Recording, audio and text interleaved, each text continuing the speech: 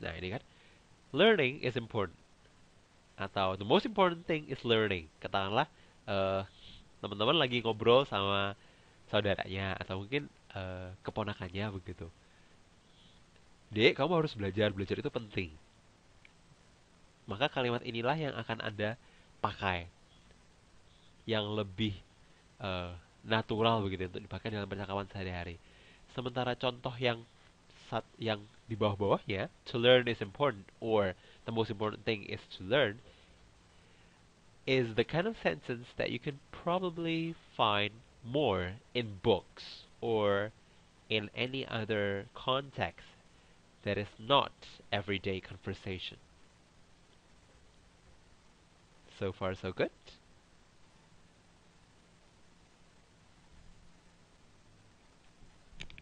Nah, tapi kalau misalnya kita perhatikan di sini, oke, sudah ya, bisa lanjutkan ya?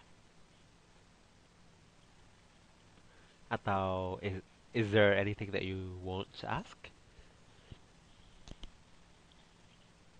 Alright. So in the previous explanation, that was our discussion on subject and complement. Did you notice that there's one thing missing? What is that? Object. So if we're talking about the position of an object, it is more difficult to choose between gerund or infinitive. Jadi ketika kita sudah melihat itu sebagai sesuatu yang mengikuti sebuah kata kerja begitu ya. Kalau tadi kan sebagai komplement atau sebagai subjek. Enak, sudah pasti. Tinggal diingat-ingat aja ngobrolnya mau sehari-hari atau yang lebih filosofis. Kalau filosofis ya udah pakai to infinitive. Nah, tapi kalau sekarang ketika posisinya sebagai objek atau dengan kata lain mengikuti kata kerja gitu ya. Maka dia akan sedikit lebih susah. Karena kebanyakan itu mereka tidak interchangeable. Maksudnya interchangeable itu bisa dipakai keduanya. Bisa menggantikan satu sama lain. Biasanya mana yang akan dipakai itu tergantung dari apa sih verbnya, main verb atau main infinitive, bare infinitive-nya gitu ya, yang ada di kalimat itu. Jadi misalkan di situ ada contoh. Contoh pertama, he enjoys swimming. Contoh kedua, he wants to swim. Nah, kalau di kalimat yang di sini, itu sudah nggak bisa diganti-ganti. Karena enjoy itu adalah suatu kata kerja yang pasti diikuti sama gerund, sementara wants itu adalah suatu kata kerja yang harus diikuti oleh infinitive. Nggak bisa kita bilang he enjoy to swim, itu nggak ada. Atau he want swimming, itu nggak bagus.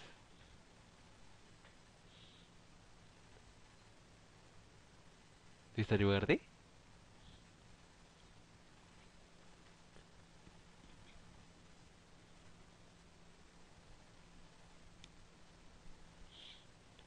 Nah, oleh karena itu, kita akan membutuhkan yang berikutnya ini. Nah, ini saya kasih catatan. Sebenarnya nanti biasanya teman-teman kalau dari tutor-tutor yang lain, dari pengajar yang lain, dibiasakan untuk mendownload slide atau bagaimana? Atau menulis catatan?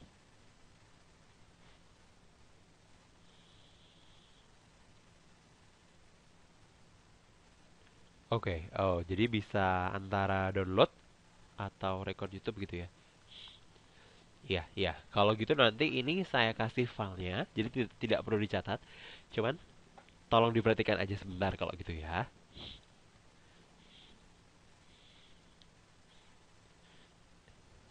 Alright, alright. So take a look at the list of the words that I have here, the verbs that I have here. So these are the verbs that are followed by gerunds. Kalau misalnya ketemu sama kata kerja ini, terus mau pakai gerund atau to infinitive, berarti langsung pakailah gerund. Kalau yang tadi ada nggak yang kita udah bahas? Ada ya? Oh ini ada enjoy. Ya kan? Tadi masih ingat kan yang di sebelumnya? Nah ini kan. Jadi enjoy itu pasti diikuti sama gerund. Nggak akan pernah kita ngomong he enjoys to swim. Itu nggak akan benar. Itu tidak benar. Begitu ya. Oke, sudah. Jadi misalnya ada kayak di sini ya. I anticipated arriving late. Atau he delayed doing his taxes. He continued talking. Jadi misalkan nanti kalau misalnya saya ngomong, oh ya silakan dilanjutkan ngobrolnya apa. Maka saya akan bilang, please continue talking. Nggak mungkin saya bilang, please continue to talk. Nggak ada. Nanti bilangnya, please continue talking.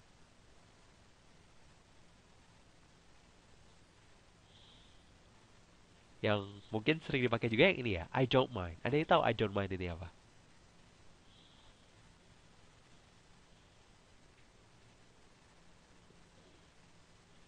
I don't mind apa itu? I don't mind itu artinya apa sih? Iya, iya.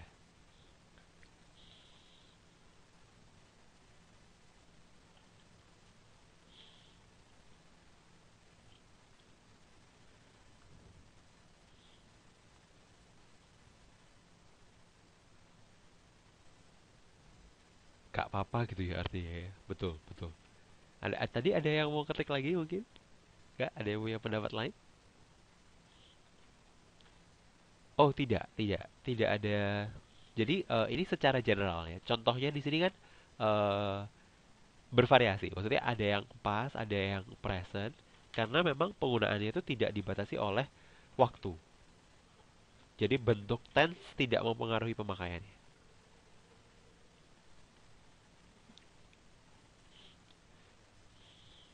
Makanya kalau nanti pakai to infinitive sama ya. Tolong diingat tidak ada lagi to infinitive pakai bentuk oh karena ini past tense. Misalkan di depannya past tense gitu ya. Misalkan yang di sini deh.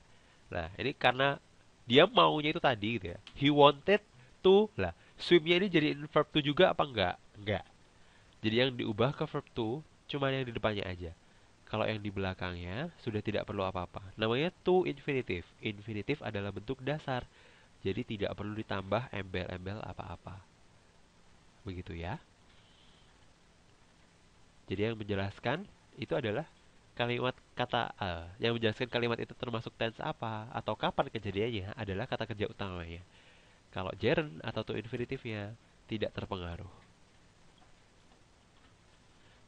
Nah, ini kalau bisa dilihat kayaknya daftarnya cuma sampai F ya.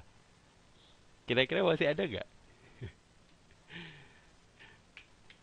Sebenarnya masih ada cukup banyak. Jadi ini saya jelasin bentar. Tadi bener yang dibilang sama Mbak Laras tadi ya. Don't mind itu maksudnya enggak apa gitu ya. Maksudnya tidak keberatan. Jadi saya nggak keberatan bantu kamu. Nah kayak gitu. Jadi I don't mind helping you.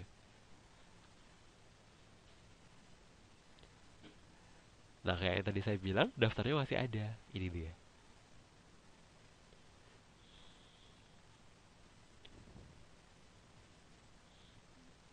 Nah jadi ini ada kayaknya ada satu kata yang suka yang pasti disukai banyak orang ini ya. Ada love. Ada love, ada like. Nah ini diikuti sama Jaren. Tapi coba Anda perhatikan. Kalau yang di sini tadi kayaknya nggak terlalu banyak ya. Nah, ada tapi tidak terlalu banyak. Di daftarnya ini kan ada angkanya ya. Ada angka 14, ada angka 13, ada angka 9. Hati-hati dengan kata-kata yang seperti itu karena itu maksudnya ada catatan khusus. Apa catatan khususnya? Saya taruh di sini. Ya, jadi ini adalah akhir dari daftarnya gitu ya. Nah, kalau misalkan Anda menemukan ada angka 9, 13, atau 14, itu artinya seperti yang ditulis. Kalau 9 itu berarti si kata kerja ia itu bisa diikuti sebuah gerund atau sebuah kata benda dan infinitive. Kalau ada tulisannya 13, berarti dia bisa diikuti gerund atau to infinitive dan tidak ada dengan ada perbedaan di artinya. Jadi artinya nggak sama. Bisa dipakai dua-dua, tapi artinya nggak sama.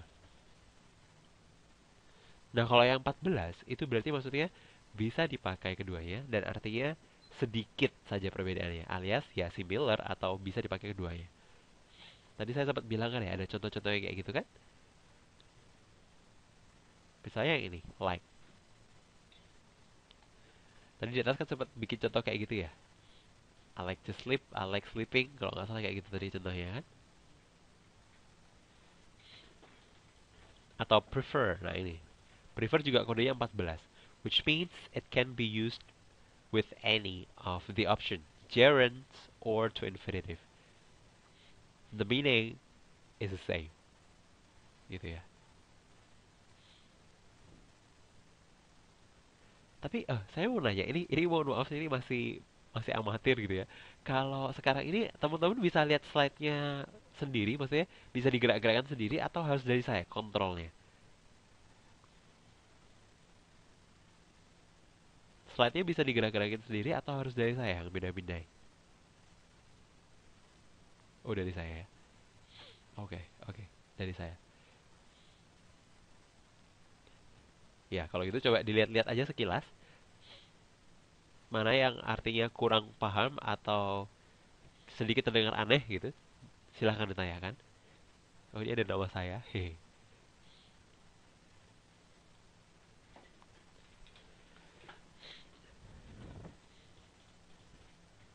Nah, ini adalah daftar kata-kata yang diikuti sama Jaren ya. Sudah? Oke ya? Ada start, stop, suggest, tolerate, try, understand. Jadi kalau misalnya katakanlah eh misalkan ya ada kita ngomong sama orang gitu. Berhenti dong, udah jangan ikutin saya terus. Bilangnya apa? Stop, jangan ikutin saya terus. Wah, bilangnya kayak gimana?